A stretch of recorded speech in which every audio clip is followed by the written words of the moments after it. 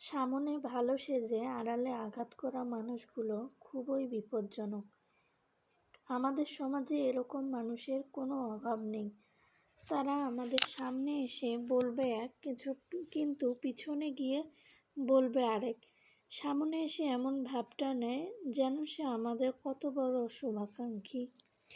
আসলে তো ঘটে উল্টো।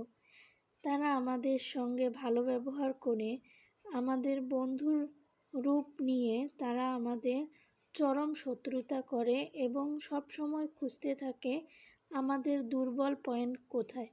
আমাদের দুর্বল পয়েন্টটা একবার জানা হয়ে গেলে তারা সুযোগ বুঝে কিভাবে পিছন থেকে ঘায়েল করতে হয় এই বিষয়টা তারা খুব ভালোই জানে। আর এভাবে কিছু পরিবার ধ্বংস হয়ে যায়। তাই আমরা নিজেদের গোপন কথা তৃতীয় ব্যক্তিকে কখনোই বলবো না এবং আমাদের গোপনীয়তা সবসময় রক্ষা করার চেষ্টা করব। পরিবারে যতই ঝামেলা হোক আমরা কিন্তু সবাই একই